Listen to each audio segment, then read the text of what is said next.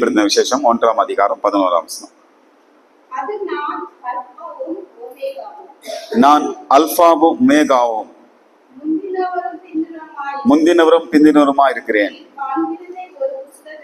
நீ காண்கிறதை ஒரு புஸ்தகத்தில் எழுதி ஆசியாவில் இருக்கிற எபேசு, சிமிர்னா, பெர்கமு, தியத்தீரா, சர்தை, பிலதெல்பியா, லவதோக்கியா என்னும் பட்டணங்களில் உள்ள 7 சபைகளுக்கும் அனுப்பு என்று விளம்பினது. அருமையான தேவ பிள்ளைகளை, கடந்த வாரத்துல நான் பார்த்தோம். 10ஆம் வசனத்தை நான் சொல்லி முடித்தேன். இது போல கர்த்தருடைய நாளில் ஆவிக்குள்ளானேன். ஆவிக்குள்ளானேன் என்றால் என்ன என்பதை நான் சொன்னேன். இன்றைக்கு 11ஆம் வசனத்தை நாம் பார்க்க போகிறோம். 11, 12 தொடர்ந்து நாம் படிக்க போகிறோம். வேதம் சொல்லுது, பின்னாலிருந்து, அதாவது நான் பின்னாக பார்த்தேன், எக்கால சத்தம் போன்ற ஒரு பெரிதான சத்தத்தை நான் கேட்டேன் என்று யோவான் எழுதுகிறார். அது என்ன சொன்னதா?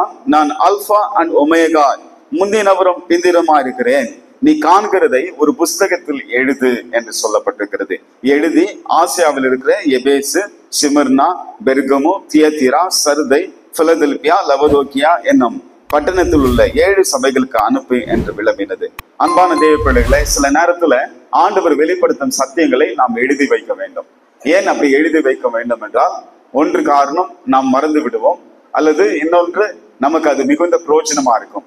ஆண்டவராகிய தேவன் கூட ஆபகுக் என்ற தீர்க்கதரிசியை பார்த்து, நான் உனக்கு கொடுக்கும் தரிசனத்தை நீ எழுது கடந்தோடவர்கள் பார்க்கும்படியாக அவைகளை தீர்க்கமாக ஒரு பலகையில வரை என்று சொன்னார். அப்போ ஆண்டவர் நமக்கு ஒரு வெளிப்படுத்துற விஷயத்தை, ஒரு வெளிப்படுத்துற காரியத்தை, ஒரு தரிசனத்தை நாம் எழுத வேண்டும்.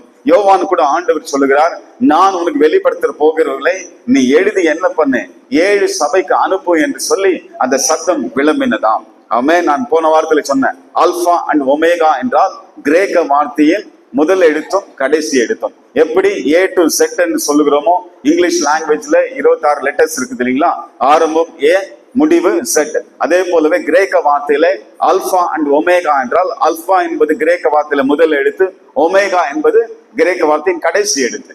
இப்படி நானே ஆதி மந்தமா இருக்கிறேன், நானே ஆரம்பம், நானே முடிவு, நானே துவக்கம், நானே கடைசி வரும் இருக்கிறேன் என்று சர்வ வல்லமுள்ள தேவன். அவருக்கு ஆயுசு இல்லை, அவருடைய ஆரிஜன் கிடையாது, அவர் நித்தியமா இருக்கிற தேவன் என்று சொல்லுகிறார். எழுது என்று சொல்லுகிறார். எனவே யோவான் எழுத ஆரம்பித்தார். அது மாத்திரமல்ல, நீ காண்கிறதை ஒரு புஸ்தகத்தில் எழுதி ஆசியாவில் இருக்கிற எபேசு சபை. ஆசியாண்டா ஏசியா என்ற அர்த்தம் இல்லைங்களா? இங்கிலீஷ்ல ஏசியா. அந்த காலத்துல ஆசியா என்று சொல்லப்பட்ட காரியம் இந்த காலத்துல, அதாவது இந்த காலத்துல நாம் எப்படி புரிந்து கொள்ள வேண்டும் என்றால், எப்பவுமே பாருங்க, வேதாகமத்தின் நாட்களில் இருக்கிற மேப்பே வேற, இந்த நாட்டில் இருக்கிற மேப்பே வேற. வேதாகமத்தில் இருந்த ஆசியா என்று சொல்லக்கூடிய அந்த நாட்டில இருந்து இப்போ துருக்கி என்ற அந்த பட்டணம், சின்ன பட்டணம் என்று சொல்லப்பட்டிருக்கிறது. இப்போ ஆசியா என்பது ஒரு கான்டினென்ட். கான்டினென்ட் என்றால் என்ன? கண்டம் இல்லைங்களா? ஒரு கண்டமாய் காணப்படுகிறது. இப்போ கான்டினென்ட். அப்போ இப்போ இந்த நாட்டில ஏசியா கான்டினென்ட் என்று நாம் சொல்லுகிறோம் இல்லைங்களா? அந்த நாட்டில் இருக்கிற ஏசியா என்பது துருக்கி பட்டணம். எப்போது இருக்கிற துருக்கி, அந்த மேற்புறத்துல இருக்கிற அந்த துருக்கி பட்டணம் தான் இந்த 7 சபைகள் இருந்தது என்று சொல்லப்பட்டிருக்கிறது. எனவே நம்ம சரியாக நம்ம தெரிந்து கொள்ள வேண்டும். எபேசு சபை, சிமிர்னா சபை, என்னமாய் பெர்கமோ சபை ஒன்றொன்றா வந்து கொண்டிருக்கிறது இல்லைங்களா? அந்த சபைக்கெல்லாம் இடைவெளி எவ்வளவு தூரம் என்றால் 50 மைல் என்று சொல்கிறார்கள். அதாவது எபேசு சபையிலிருந்து சிமிர்னா சபைக்கு போக வேண்டும் என்றால் 50 மைல். பிறகு அந்த இடத்துல இருந்து இன்னொரு சபைக்கு போக வேண்டாம் 50 மைல். அந்த சின்ன ஆசியால இந்த 7 இந்த சபைகளுக்கு தான் ஆண்டவர் எழுது என்று சொல்லுகிறார். ஓகே, அடுத்து நீங்க பாருங்க 12ஆம் வசனம். அப்போது என்னுடைய பேசின சத்தத்தை பார்க்க திரும்ப. அந்த சத்தம் என்ன சத்தம் என்று சொல்ல நான் பார்க்க திரும்பினேன். அதாவது நான் நினைக்கிறேன், யோவான் இந்த பக்கம் திரும்பி கொண்டிருக்கிறார், சத்தம் பின்னாடி இருந்து வந்து கொண்டிருக்கிறது. சரிங்களா? அப்போ அந்த சத்தத்தை இப்படி திரும்பி பார்க்கிறார். அப்ப திரும்பி நான் பார்க்க முயற்சி செய்தேன், திரும்பினேன். திரும்பும் போது திடீரென்று ஒரு காட்சி அவருக்கு முன்பாய் காணப்படுகிறது. என்ன காட்சி? 7 பொன் குத்து விளக்குகளையும் அந்த 7 குத்து விளக்கின் மத்தியில நிலையங்கி தரித்து மார்பருக்கே பொற்கச்சை கட்டிருந்த மனுஷ குமாரனுக்கு ஒப்பானவரை கண்டேன். பாருங்க, அந்த காட்சி அவன் பார்க்கிறான். பின்னால திரும்பி யார் சத்தம் இடுறது, யாருடைய சத்தம் இது என்று சொல்லி பின்னால் அவன் பார்க்கும்போது வேதம் சொல்லுகிறது 7 பொன் குத்து விளக்கு. இங்க பார்க்கிறீங்க பாருங்க, இந்த 7 பொன் குத்து விளக்கு. ஒரு குத்து விளக்கு மாத்திரமல்ல, 7 குத்து விளக்குகள் என்று சொல்லி பன்மலை சொல்லப்பட்டிருக்கிறது பாருங்க. அப்பொழுது என்னோட பேசின சத்தத்தை பார்க்க திரும்பினேன். திரும்பின போது 7 பொன் குத்து விளக்குகளையும், அதாவது இது போன்ற 7 விளக்குகளின் மத்தியில ஆண்டவராகிய இயேசு கிறிஸ்து நிலையங்கு தரித்து மார்பருகே பொற்கச்சை கட்டிருந்த மனுஷர் ஒப்பானவரை கண்டேன். அல்லேலூயா, ஆமென். நம்முடைய ஆண்டவர் எதன் மத்தியில் இருக்கிறாரா? 7 பொன் குத்து விளக்கு மத்தியில இருக்கிறார்கள். ஒருவர் இந்த யூடியூப்ல வீடியோ பார்த்துட்டு என்ன கமெண்ட் சொல்லியிருந்தாங்கன்னா, ஏன் பின்னால யூதர்களுடைய சிம்பலை வச்சிருக்கிறீங்க அப்படின்னு கேட்டாங்க. அவங்க என்ன நினைக்கிறாங்கன்னா, இது யூதர்களுக்கு மாத்திரம் தான் இந்த சிம்பல். மெனோரா நம்ம பின்னால போட்டிருக்கோம் பாருங்க, மெனோரா குத்து விளக்கு, இது யூதருடைய அடையாளம் அப்படின்னு அவங்க நினைக்கிறாங்க. ஆனா புதிய ஏற்பாடுல யூதர்கள் யூதர்கள் கொடுக்கப்பட்ட வேதாகமம் 39 புஸ்தகம் பழைய ஏற்பாடு புஸ்தகம், சரிங்களா, பழைய ஏற்பாடு. ஆனா புதிய ஏற்பாடுல அந்த விளக்கு இருக்குது. புதிய ஏற்பாடுல விளக்கு இருக்குது மாத்திரமல்ல, ஆண்டவரே என்ன சொல்றாருன்னா, இது 7 பொன் குத்தல் மத்தியில நான் வாசம் பண்ணுகிறேன் என்றார், அதன் மத்தியில இருக்கிறேன் என்றார்.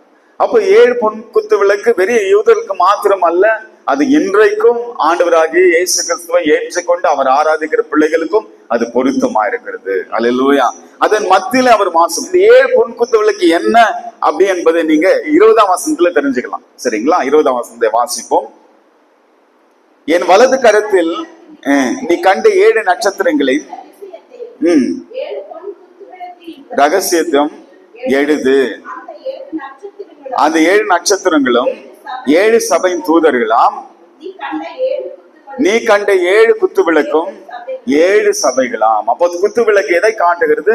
சபை காட்டுகிறது. அப்போ சபை நடுவிலே தான் இயேசு உலாவி கொண்டிருக்கிறார். சபை நடுவிலே தான் அவர் உலாவி கொண்டிருக்கிறார். அல்லேலூயா. அப்போ ஆண்டவர் இந்த உலகத்துக்கு ஒரு செய்தியை சொல்லணும்னா அவர் யார் மூலமாய் சொல்வார்னா சபையின் மூலமா தான் சொல்லுவார். திருச்சபையின் மூலமா தான் ஒரு செய்தி வரும். எப்பவுமே புல்பிட்ல இருந்தா ஒரு செய்தி வரும். இந்த உலகத்துல பல தீர்க்க தரிசனம் சொல்லலாம், பல காரியங்கள் பேசலாம். ஆனால் பிரதானமாக சத்தியங்கள், பிரதானமான தேவனுடைய வார்த்தைகள் எங்கிருந்து புறப்பட்டு வரும் என்றால் சபையின் வழியாக தான் வரும். ஏனென்றால் சபையை தேவன் கனப்படுத்தி வைத்திருக்கிறார். கடைசி நாட்களில் சபையை ஆண்டவர் கனப்படுத்தி உயரமான இடத்துல வைப்பார் என்று சொல்லப்பட்டிருக்கிறது. காரணம், இயேசு சபையின் நடுவில் உலாவி கொண்டிருக்கிறார். குத்து விளக்கு மத்தியில உலாவி கொண்டிருக்கிறது போலவே அதன் அடையாளம் என்ன? திருச்சபை நடுவிலே கர்த்தர் உலாவி கொண்டிருக்கிறார். அதனால ஒரு செய்தி அவர் சொல்ல வேண்டும் என்றால் சபையின் வழியாக மாத்திரமே அவர் சொல்வார். அதனால சபையை நம்ம கனப்படுத்த வேண்டும். அல்லேலூயா, ஆமென். அருமையான தேவ பிள்ளைகளை, நம்ம வீட்டுல ஜெபிக்கலாம், வீட்டுல தேவனை ஆராதிக்கலாம், எல்லாம் சரிதான். ஆனா சபை என்பது தேவன் ஏற்படுத்தினது. சபையை நாம் உதாசீனப்படுத்தக்கூடாது. சபை கூடி வரும்போது நாம் கூடி வந்து ஆராதிக்க வேண்டும். சபையில ஆராதனை இருக்கும் போது நாம் வீட்டில் இருக்கக்கூடாது. நாம் தேடி வந்த தேவனை, சபையின் நடுவில் இஸ்ரவேலின் ஆண்டவரை, கர்த்தராகிய இயேசு கிறிஸ்துவை, சபையின் நடுவில் அவர் எப்படிப்பட்ட தேவன் என்பதை நாம் அறிந்து கொள்ள வேண்டும். ஒரு செய்தி எது சொன்னாலும் சபையின் வழியா மாத்திரமே அவர் சொல்லுவார். சபை தவிர்த்து வேற எதையும் அவர் சொல்ல மாட்டார். ஹல்லேலூயா. அதனால திருச்சபை, ஸ்தல சபைகள், லோக்கல் சர்ச்சை எப்பவுமே நம்ம கனப்படுத்த வேண்டும். ஹல்லேலூயா. நீங்க யூடியூப்ல சரி, டிவில சரி, உங்களுக்கு பிடிச்சமான ஊழியக்காரர்கள் இருக்கலாம். ஆனாலும் ஒரு ஸ்தல சபையின் போதகரும் ஒரு ஸ்தல சபையும் நீங்கள் கனப்படுத்துவதனால் ஆண்டவர் உங்களை கனப்படுத்துவார். ஹல்லேலூயா. நான் காலையில சொன்னேன், என் சபையை நான் கட்டுவேன். I will build my church. என் சபையை நான் கட்டுவேன். பாதாளத்தின் வாசல்கள் மேற்கொள்வதில்லை. ஆண்டவர் தம்முடைய சபையை கட்டுகிற தேவன். எந்த மனுஷனும் கட்ட முடியாது. ரட்சிக்கப்பட்டவர்களை அனுதினம் கர்த்தர் சபையில சேர்த்து கொண்டு வந்தார். ஆட்களை சேர்க்கிறவர் யார் என்றால் சர்வ வல்லம் உள்ள தேவன். ஆமை, நீயும் நானும் ஆட்களை சேர்க்க முடியாது. நாம் உழைக்கலாம், ஆத்துமாக்களை ஆதாயப்படுத்தலாம், கடினமாய் உழைக்கலாம், இரவு பகல் உழைக்கலாம். ஒரு சிங்கிள் ஆத்துமாய் கொண்டு வர முடியாது. என் ஆண்டவர் தான் கொண்டு வர முடியும். ஆமென். விதைப்பது நம்முடைய கடமை. விதைப்பது நம்முடைய கடமை. சுவிசேஷம் சொல்வது நம்முடைய கடமை. ஆட்களை சேர்ப்பது தேவனுடைய வல்லமை. அல்லேலூயா. தேவனுடைய வல்லமை இல்லாத ஒரு ஆத்மாவும் சபைக்குள்ள நுழைய முடியாது. ஆண்டவர் தான் உங்களை ரட்சித்து சபைக்கு கொண்டு வர முடியும். அருமையான பிள்ளைகளே, அது மாத்திரமல்ல, ஆண்டவர் ஏன் 7 குத்து விளக்கு மத்தியில அவர் இருக்கிறார் என்றால் இந்த திருச்சபை வெளிச்சத்தை கொடுக்க வேண்டும். ஆமென். அல்லேலூயா. அருமையான தேவ பிள்ளைகளை, ஆண்டவர் பெரிய பெரிய கட்டடங்கள், அலங்கரிக்கப்பட்ட கட்டடங்கள், பெரிய பெரிய கதீட்ரல்கள், இதெல்லாம் வந்து தேவனுக்கு பிரியம் கிடையாது. எங்கே ஒரு கூட்ட மக்கள் உண்மையோடு தாகத்தோடு ஆண்டவரே எங்கள் மத்தியில நீர் இறங்கி வர வேண்டும் என்று மாஞ்சோடு கதறுகிறார்களோ அவர்கள் மத்தியில ஆண்டவர் உலாவுகிற தேவனா இருக்கிறார். ஹல்லேலூயா, ஹல்லேலூயா. அருமையான தேவ பிள்ளைகள், அது மத்தியில தான் ஆண்டவர் உலாவுகிற தேவன். ஆமென், ஹல்லேலூயா. அப்போ தேவன் தம்முடைய சபை கட்டுகிறார், அந்த சபையின் நடுவில். அதனால்தான் ஆண்டவர் சொன்னார் மலை பிரசனத்துல, நீங்கள் உலகத்துக்கு வெளிச்சமா இருக்கிறீர்கள், விளக்கா இருக்கிறீங்க. நீங்க எப்படி ஆண்டவர் வந்து அந்த விளக்கின் மத்தியில அவர் திருச்சபை ஒரு விளக்காய் காண்கிறார். நம்ம பார்த்தோம் இல்லைங்களா, அந்த 7 பொன் குத்து விளக்குகள் வந்து சபை, அது திருச்சபை குறிக்கிறது. அப்போ அந்த திருச்சபையை வந்து விளக்கு போன்ற ஆண்டவர் ஒப்பிடுறார், ஒரு அடையாளமா சொல்றார் விளக்கு. ஏன்னா முக்கியம், இருள், இந்த உலகம் இருள் இல்லைங்களா, இந்த உலகம் இருளா இருக்கிறது. இந்த உலகத்துல நீங்க வெளிச்சத்தை பார்க்க முடியாது. உலகத்துல போயிட்டு நீங்க வெளிச்சத்தை தேடினீங்க, வெளிச்சம் கிடைக்காது. நீங்க தான் வெளிச்சமா இருக்கணும். நீங்கள் ஒவ்வொருவரும் வெளிச்சமா இருக்கணும். நீங்க படிக்கிற இடத்துல, வேலை செய்யற இடத்துல, போற இடத்துல, வசிக்கிற இடத்துல நீங்கள் வெளிச்சமா இருக்க வேண்டும். நீங்கள் அடையாளமா இருக்க வேண்டும். உங்களை பார்த்து 4 பேர் உங்க பின்னாடி வர வேண்டும். இந்த அம்மா முகத்துல மாத்திரம், இந்த சகோதரி, இந்த சகோதரி முகத்துல மாத்திரம் இவ்வளவு வெளிச்சம் இருக்கிறது, உங்க வாழ்க்கை இவ்வளவு பிரகாசமா இருக்கிறது என்று சொல்லி உங்களை பார்த்து 4 பேர் அட்ராக்ட் ஆகி உங்க பின்னாடி வர வேண்டும். ஹல்லேலூயா, ஆமென். அது மாத்திரமல்ல, இந்த திருச்சபை என்பது அன்பு நிறைந்துதான் இருக்க வேண்டும். ஆனால் தான் ஆண்டவராகிய இயேசு கிறிஸ்து சொன்னார், நீங்கள் ஒருவர் அன்பு கூறுங்கள், அதனாலே என்னுடைய சீஷர்கள் என்று அறிந்து கொள்வீர்கள். ஹல்லேலூயா. அப்ப அன்பு இருக்கணுங்க, அன்பு காட்டணும். நம்ம சபை தான் அன்பு காட்டணும். இன்னைக்கு உலகத்துல வந்து இன்னைக்கு பாத்தீங்கன்னா சுவாப அன்பே இல்லாமல் இருக்கிறது. ஹியூமானிட்டியே இல்லை, சுவாப அன்பே இல்லை, கொடூரமாய் நடத்தப்படுகிறார்கள். ஆனால் அதன் மத்தியில திருச்சபை எதை காட்ட வேண்டும்? வெளிச்சத்தை நாம் காட்ட வேண்டும். அது மாத்திரம் இல்லை, அன்பை நாம் காட்ட வேண்டும். எவ்வளவு அன்பு காட்டுறோமோ அவ்வளோ மக்கள் வந்து புறஜாதி ஜனங்கள், ஆண்டவர் அறியாத ஜனங்கள் சபைக்குள்ள நுழைய ஆரம்பிக்கிறார்கள். ஆமென். வருவார்கள், நுழைய ஆரம்பிப்பார்கள், வருவார்கள். காரணம், அன்பை நாம் வெளிப்படுத்த வேண்டும். ஆனால் தான் ஏசுவாமி ஒரு அடையாளமாக சொன்னார், என் சீஷர்கள் என்று இந்த உலகம் எப்படி அறிஞ்சுக்கணும், நீங்க ஒருத்தர் அன்பு கூறுங்க. இன்னைக்கு அந்த அன்பு கூற மாட்டாங்கிறாங்க. ஒருத்தர் குறைத்தான் சொல்றாங்க, ஒருத்தர் திட்டுகிறாங்க. அதனால்தான் பவுல் சொல்றார், ஒருவர் கடித்து பட்சித்தால் நீங்கள் அறிந்து போவீர்கள் அப்படின்னு சொல்றார். அப்போ வந்து திருச்சபை இன்னைக்கு வந்து சக விசுவாசிகள், சக ஊழியக்காரர்கள் எல்லாருமே ஒரு மனமா இருக்கணும். ஒருத்தர் அன்பு கூற வேண்டும், ஒருத்தர் பாரத்தை சுமக்க வேண்டும். அதுதான் ஆண்டவர் திருச்சபை இடத்துல கர்த்தர் வைத்திருக்கிறார். ஹல்லேலூயா, ஆமென். இப்போ வெளிப்படுத்தின விசேஷம் 1ஆம் அதிகாரம் 13ல இருந்து நீங்க 16 வரைக்கும் பாத்தீங்கன்னா, அதுல 7 பொன் குத்துகளுக்கு மத்தியில நிலையங்கி தரித்து மார்பருகே பொற்கச்சை கட்டியிருந்த மனுஷருக்கு ஒப்பானவரை கண்டேன். சரிங்களா? 13ல இருந்து 16 வரைக்கும் நோட் பண்ணிக்கோங்க, ஜஸ்ட் எழுதிக்கோங்க. 13ல இருந்து 16 வரைக்கும் இயேசுவின் உருவ வர்ணனை, ஆண்டவராக இயேசு கிறிஸ்துவுடைய உருவ வர்ணிக்கப்படுகிறது. அதாவது இயேசு சுவாமி போட்டோவை நீங்க பார்த்திருப்பீங்க. இயேசு சுவாமி போட்டோ, அது வந்து உண்மையில ஆண்டவர் அப்படி இருப்பாருன்னு நம்ம சொல்ல முடியாது. அது ஜஸ்ட் ஒரு கற்பனையாக அதை வரைந்திருக்கிறாங்க. சரிங்களா? ஆண்டவராக இயேசு கிறிஸ்து நீளமான முடியோடு, தாடியோடு, அவர் அழகான அந்த இறக்க கண்களோடு இருக்கிறத தத்ரூபமாக நல்லா வரைஞ்சிருக்காங்க. ஆனா பாராட்டணும் இல்லைங்களா? யார் முதல் வரைந்தது என்று உண்மையில அவர்களை பாராட்ட வேண்டும். அழகாக வரைந்திருக்கிறார்கள். ஆனால் அப்படிதான் இயேசு சுவாமி இருப்பார் என்று ஒரு நாள் நாம் நினைக்க கூடாது. அதை காட்டிலும் 1000 மடங்கு அவர் ரொம்ப அழகா இருப்பார். அதை காட்டிலும் இன்னும் அதிகமாக அவர் அழகா இருப்பார். ஆனா இந்த இடத்துல ஆண்டவராகிய இயேசு கிறிஸ்துடைய லேட்டஸ்ட் போட்டோ, அவருடைய லேட்டஸ்ட், இப்போ வந்து எங்கன்னா ஒரு வேலைக்கு அப்ளை பண்ணோம்னா நீங்க 10 வருஷத்துக்கு முன்னாடி எடுத்த போட்டோ கொடுத்தா ஒத்துக்க மாட்டாங்க. என்ன சொல்லுவாங்க? எனக்கு ரீசன்ட் போட்டோ வேணும், லேட்டஸ்ட் போட்டோ வேணும் அப்படின்வாங்க. அப்போ ஆண்டவராகிய இயேசு கிறிஸ்து சீக்கிரம் வர போகிறார். அல்லேலூயா. அவர் வருகையினுடைய லேட்டஸ்ட் போட்டோ எதுன்னா வெளிப்படுத்தின விசேஷம் 1ஆம் அதிகாரம் 13ல இருந்து 16 வரைக்கும். அவர் படத்தை சும்மா ஜஸ்ட் இதை படிச்சு நீங்க வந்து ஆர்டிஸ்டா இருந்தீங்கன்னா, நீங்க நல்லா வரையறீங்களா இருந்தீங்கன்னா, இந்த வசனத்தை படிச்சு அப்படியே ஒரு படம் வரைஞ்சு பாருங்க. ஏசு சுவாமி பயங்கரமா தெரிவாங்க. அல்லேலூயா. ரொம்ப எப்படின்னா அது வார்த்தையால விவரிக்க முடியாது. ஆனா அந்த மாதிரி சொல்லப்பட்டிருக்குதுல. சரிங்களா? ஒன்னொன்னா நம்ம பார்க்கலாம். ஓகே, இப்போ வந்து நல்லா கவனிங்க. ஃபர்ஸ்ட் நம்பர் 1, அவருடைய ஆடை. இதே மாதிரி இன்னொன்னு சொல்லிடுறேன், இதே மாதிரி வர்ணனைனா வர்ணிக்கிறது ஆண்டவராகிய இயேசு கிறிஸ்து. இதே மாதிரி வர்ணிக்கிறது சாங் ஆஃப் சாலமோன், உன்னத பாட்டு. அதுல 5ஆம் அதிகாரம் நோட் பண்ணிக்கங்க. 5ஆம் அதிகாரம் 9ல இருந்து 16 வரைக்கும் வாசிக்க வேண்டாம், டைம் இல்லை. 5ஆம் அதிகாரம், ஏன்னா 7 மணிக்கு நான் முடிக்கணும், ஒரு 7:05 7:10 நான் முடிக்கிறேன், சரிங்களா? சாங்ஸ் ஆஃப் சாலமோன் உன்னத பாட்டு 5ஆம் அதிகாரம் 9-16 வரைக்கும், சரிங்களா? அதுல ஆண்டவராகிய இயேசு கிறிஸ்துடைய வர்ணனையும் சொல்லப்பட்டிருக்குது. இது யார் வர்ணிக்கிறது என்றால் எருசலேமின் குமார்த்திகள், அதாவது மணவாட்டி தன் மணவாளனாகிய இயேசு கிறிஸ்துவை வர்ணிக்கிறார்கள். மறைமுகமாக, அடையாளமாக உன்னத பாட்டுல சொல்லப்பட்டிருக்கிறது, லிட்டரலாக அல்ல, சரிங்களா?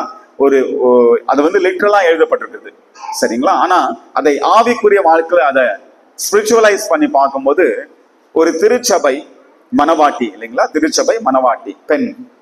ஆண் யாரு? ஆண்டவராகிய இயேசு கிறிஸ்து மணவாளன், சீக்கிரம் வர போகிறார். சோ அவரை பத்தி அங்க ஒரு வர்ணனை எழுதப்பட்டிருக்குது. அதே போலவே இங்க யோவான் இந்த காட்சியை பார்க்கிறார். இது பார்க்கிறது யாருங்க? யோவான் பார்க்கிறார். யோவான் அந்த காட்சியை பார்க்கும்போது அவர் வர்ணிக்கிறார். எப்படி வர்ணிக்கிறார்னா, என் ஆண்டவரை நான் பார்த்தேன், அவர் எப்படிப்பட்டவரா இருக்கிறார் என்பதை தலையிலிருந்து கால் வரைக்கும் வர்ணிக்கிறார். அது என்னென்ன வர்ணனை என்பது சும்மா வரையறதுக்காக அல்ல. அப்போ இந்த உருவ படம், இந்த உருவம், இது சொல்லப்பட்ட காரியங்கள் எல்லாமே அர்த்தம் முடியாது, ஆழமான அர்த்தம் முடியாது. ஒன்னா நம்ம பார்க்க போறோம். ஃபர்ஸ்ட் அவருடைய ஆடை எப்படிப்பட்டதா? இஸ் ட்ரெஸ், அவருடைய ஆடை எப்படிப்பட்டதா இருக்கிறது? நிலையங்கி தரித்து மார்பருகே பொற்கச்சை கட்டியிருந்த மனுஷ குமாரனுக்கு ஒப்பானவரை கண்டேன். அப்போ மனுஷகுமாரன் என்று சொல்லப்பட்டது காரணம் என்னன்னா 100% மேன்.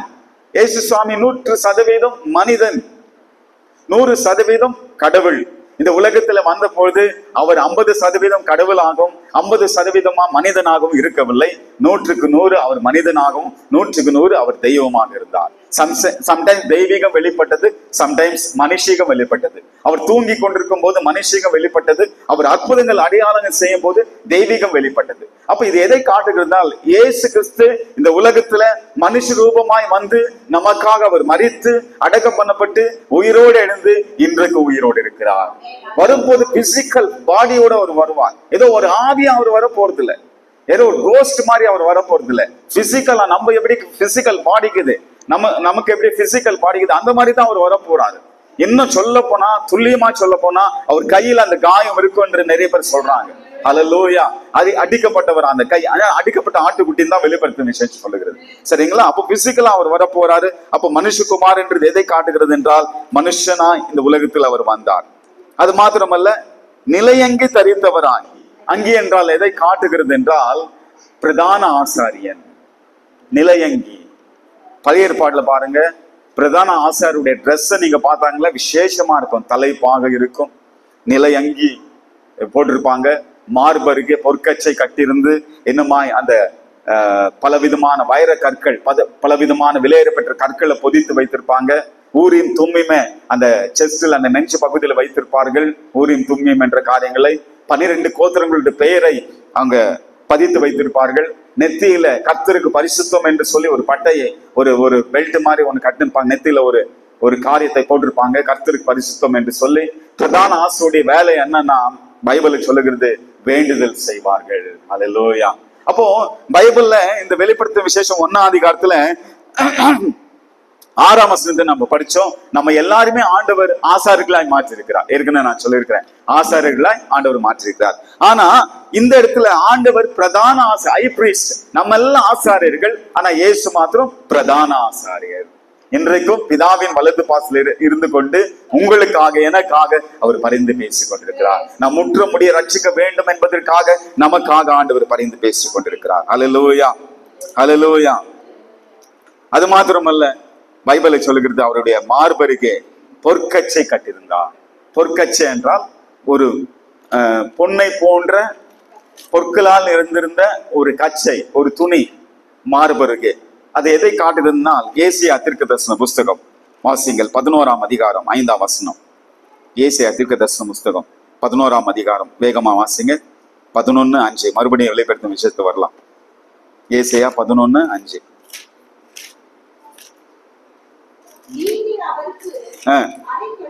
பாருங்க, பைபிள் நீதி அவருக்கு அரை கட்டும், சத்தியமும்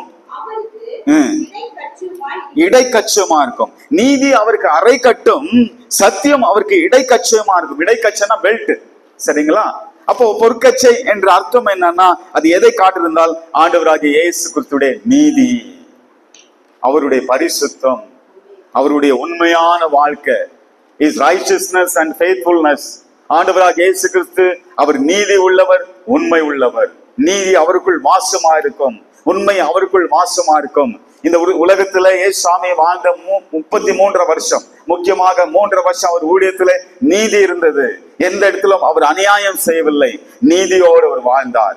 ஒரு முறை பகிரங்கமாக ஆண்டவர் என்ன சொன்னாரா, உங்களில் யார் என்னை குற்றப்படுத்த முடியும் என்று சொல்லி பகிரங்கமான ஒரு ஸ்டேட்மெண்ட் கொடுத்தார். உங்களில் யார் என்னை குற்றப்படுத்த முடியும்? அப்போ அந்த மாதிரி வாழ்ந்தவர். ஆனா தான் பைபிள் சொல்றது, அவருடைய பரிபூரணத்தினால நம்ம எல்லாரும் கிருபை மேல் கிருபை பெற்றோம். யாருடைய பரிபூரணத்தினால? இயேசு கிறிஸ்துடைய பரிபூரணத்தினால. நாம் பரிபூர்ணமானவர்கள் அல்ல, நாம் பரிபூர்ணத்தை நோக்கி ஓடிக்கொண்டிருக்கிறோம். நாம் பரிபூர்ணமானவர்கள் கிடையவே கிடையாது. அதை நோக்கி தான் போயின்னு இருக்கோம். இயேசு நம்மை பரிபூர்ணமாய் மாற்றுவார். எப்போது மாற்றுவார்? வருகை நாளிலே மாற்றுவார். அது வரைக்கும் நாம் குறைவுள்ளவர்கள் தான். ஆனால் ஆண்டவராக இயேசு கிறிஸ்து ஒரு சின்ன பாவம் இல்லாத, சிந்தையில் கூட பாவம் செய்யாத, அப்படிப்பட்ட நீதி உள்ள, மகா பரிசுத்தம் உள்ள, நீதி உள்ள தேவன். ஹல்லேலூயா. அது மாத்திரம் உண்மை உள்ளவர். அவர் அவர் வாக்குத்தத்தம் செய்ததில் உண்மை உள்ள தேவன். ஹல்லேலூயா. உனக்கு வாக்கு கொடுத்தாருன்னா மீறவே மாட்டார். மனுஷன் வாக்கு கொடுப்பான், ஆனா நிறைவேற்ற முடியாது, கைவிரிச்சிருவான். இல்லைங்க என்னால முடியாத போயிடுச்சு அப்படின்னு. ஆனா ஆண்டவர் இயேசு அப்படிப்பட்டவர் அல்ல. அவர் ஒரு வார்த்தை சொல்லிட்டாருன்னா அதை நிறைவேற்றி ஆவார், கட்டாயம் நிறைவேற்றுவார். நம்புறீங்களா? எத்தனை பேர் விசுவாசிக்கிறீங்க? அல்லேலூயா, ஆமென். ஆண்டவர் சொன்ன வார்த்தை அவரை நிறைவேற்ற வல்லவர். அதனால தான் மார்பருகே பொற்கச்சி அவர் கட்டியிருந்தாராம். ஓகே, அடுத்து 14ஆம் வசனம்.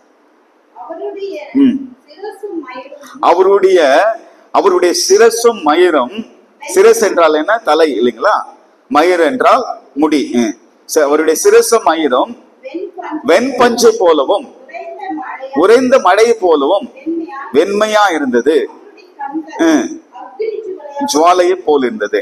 அவருடைய சிரசும் அவருடைய மயிரும் எப்படி இருந்ததா? வெண்பஞ்சை போல, வெண்பஞ்சை போல உறைந்த மழை. உறைந்த மழை என்ன சொல்லுங்க? பனி இல்லைங்களா? நீங்க காஷ்மீர் அந்த பக்கம் எல்லாம் போனீங்கன்னா அவங்க தலையெல்லாம் பனி வந்து விழுந்துரும். அப்போ நீங்க எப்படி இருப்பீங்கன்னா உங்க தலையெல்லாம் வெள்ளை முடி மாதிரி தெரியும். அப்படியே வெண்பஞ்சை, அதுதான். அந்த மாதிரி இயேசு கிறிஸ்துடைய தலை அப்படி இருந்துச்சான். அது எதை காட்டுகிறதுனா, தானியேல் புஸ்தகம் பைபிளை வாசிக்கிறோம். தானியேல் புஸ்தகம் 7ஆம் அதிகாரம் 9ஆம் வசனம். யாராவது வாசிங்க.